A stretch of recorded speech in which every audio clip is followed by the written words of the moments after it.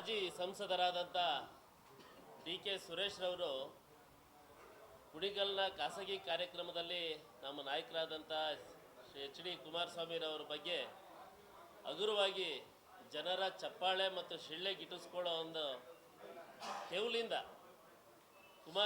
ಕುಮಾರಣ್ಣವ್ರ ಬಗ್ಗೆ ಭಾಳ ಹಗುರವಾಗಿ ಮಾತಾಡಿದ್ದಂಥದ್ದು ತಮಗೆಲ್ರಿಗೂ ಗೊತ್ತಾಯಿದೆ. ಈಗಾಗಲೇ ರಾಜ್ಯದಲ್ಲೆಲ್ಲ ಸೋಷಿಯಲ್ ಮೀಡಿಯಾದಲ್ಲಿ ಭಾಳ JDS ಕಾರ್ಯಕರ್ತರ ಮನಸ್ಸಿಗೆ ನೋವಾಗೋ ರೀತಿಯಲ್ಲಿ ಹೋಗ್ತಾ ಇದೆ.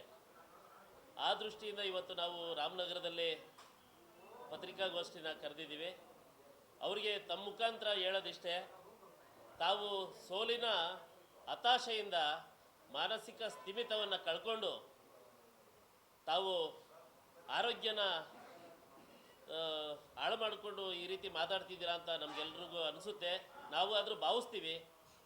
ದಯಮಾಡಿ ತಮ್ಮ ಕುಟುಂಬದವರಾಗಲಿ ಅಥವಾ ತಮ್ಮ ಕಾರ್ಯಕರ್ತರಾಗಲಿ ಕರ್ಕೊಂಡೋಗಿ ತಮ್ಮನ್ನು ಯಾವುದಾದ್ರು ಒಳ್ಳೆಯ ಹಾಸ್ಪಿಟ್ಲಲ್ಲಿ ತಮಗೆ ಚಿಕಿತ್ಸೆ ಕೊಡಿಸೋದ್ರ ಮುಖಾಂತರ ತಮ್ಮ ಆರೋಗ್ಯನ ಗುಣಪಡಿಸ್ಬೇಕು ಅಂತ ಅಂದ್ಬಿಟ್ಟು ನಾವು ತಮ್ಮ ಕಾರ್ಯಕರ್ತರ ಹತ್ರ ಕೇಳ್ಕೊಳ್ಳೋಕೆ ಇಚ್ಛೆ ಪಡ್ತೀವಿ.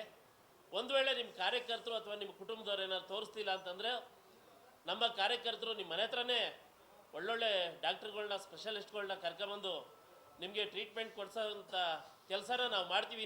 ಇನ್ನೊಂದು ಸರಿ ಏನಾದರೂ ಕುಮಾರಣ್ಣನ ಬಗ್ಗೆ ತಾವೇನಾದ್ರು ಇದೇ ರೀತಿ ಮಾತಾಡಿದ್ದೆ ಆದರೆ ನಾವೇ ನಿಮ್ಮ ಮನೆ ಹತ್ರ ಡಾಕ್ಟ್ರುಗಳ್ನ ಕರ್ಕೊಂಡು ಬರೋಂಥ ಕೆಲಸನ ಇನ್ನೂ ಕರ್ನಾಟಕದಲ್ಲಿ ಬದುಕಿದ್ದೀವಿ. JDS ಕಾರ್ಯಕರ್ತರು ತಾವೆಲ್ಲ ಹಗುರವಾಗಿ ಮಾತಾಡಿದ್ರೆ ಕೇಳ್ಕೊಂಡು ಮನೆಗೆ ಸೇರ್ಕೊಳ್ಳೋಂಥವ್ರಲ್ಲ ನಾವು. ತಾವು ಏನಕ್ಕೆ ಮಾತಾಡ್ತಿದ್ದೀರಾ ಅಂತ ನಮಗೂ ಗೊತ್ತಿದೆ.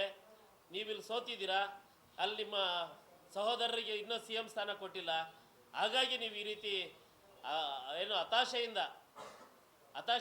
ಸೋಲಿನ ಹತಾಶೆಯಿಂದ ಮತ್ತು CM ಕೊಡಲಿಲ್ಲ ಅನ್ನೋ ಒಂದು ಹತಾಶೆಯಿಂದ ತಾವು ಈ ರೀತಿ ಮಾತಾಡ್ತಾ ಇದ್ದೀರಾ.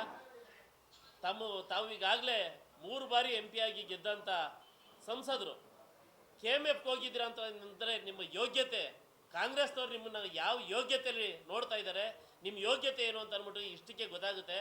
ನೀವು ಕೇಂದ್ರ ಸರ್ಕಾರದಲ್ಲಿ ಬೃಹತ್ ಕೈಗಾರಿಕೆ ಮಂತ್ರಿ ಆಗಿರ್ತಕ್ಕಂಥ ಕುಮಾರಣ್ಣವ್ರನ್ನ ಹೋಲಿಕೆ ಮಾಡಿಕೊಂಡು ನೀವು ನಾನು ಮಾತಾಡಿದ್ರೆ ದೊಡ್ಡವನು ಆಯ್ತೀನೇನೋ, ಸರ್ಕಾರದಲ್ಲೋ ಅಥವಾ ಬೇರೆ ಇನ್ನು ಕಾಂಗ್ರೆಸ್ಸಲ್ಲಿ ದೊಡ್ಡ ಹುದ್ದೆ ಕೊಡ್ಬೋದು ಅಂತ ಒಂದು ಭ್ರಮೆಯಲ್ಲಿ ನೀವು ಮಾತಾಡೋಕ್ಕೆ ಹೋಗಬೇಡಿ.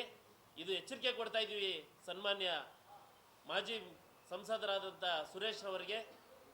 ಇನ್ನೊಂದು ಬಾರಿ ಕುಮಾರಣ್ಣನ ಬಗ್ಗೆ ಮಾತಾಡಿದ್ದೆ, ಅದರಲ್ಲೇ ನಮ್ಮ ಕಾರ್ಯಕರ್ತರು ನಿಮ್ಮ ವಿರುದ್ಧ ಸಿಡ್ದೇಳ್ತಾರೆ ಅಂತ ಎಚ್ಚರಿಕೆಯನ್ನು ಅವ್ರಿಗೆ ಕೊಡ್ತಾ ನಾನು ಮಾತು ಮುಗಿಸ್ತೇನೆ. ನಮ್ಮ ನಾಯಕರಾದಂಥ ಎಚ್ ಡಿ ಕುಮಾರಸ್ವಾಮಿ ಅವರ ವಿರುದ್ಧ ಪದ ಬಳಕೆ ಮಾಡಿರುವಂಥ ಮಾಜಿ ಸಂಸದರ ವಿರುದ್ಧ ನಾವು ಪತ್ರಿಕಾಗೋಷ್ಠಿ ಕರೆದಿದ್ದೀವಿ. ಇವತ್ತು ಏನಂದರೆ ಅವರು 3 ಬಾರಿ ಸಂಸದರಾಗಿ ಗೌರವಯುತವಾಗಿ ನಡ್ಕೊಳ್ಳಿಲ್ಲ, ಗೌರವಯುತವಾಗಿ ಮಾತಾಡಬೇಕಾಯಿತು. ಏನೋ ಇಷ್ಟು ದಿನ ಅವರು ಇಲ್ಲಿಂದ ಡೆಲ್ಲಿವರೆಗೂ ಹೋಗಿ ಅವ್ರ ಮಾತು ಸ್ಥಿಮಿತ ಇಲ್ಲ ಅಂದರೆ ಅವ್ರು ಏನು ತಿಳ್ಕೊಬಿಟ್ಟವ್ರೆ ನಮ್ಮ ನಾಯಕರ ಬಗ್ಗೆ.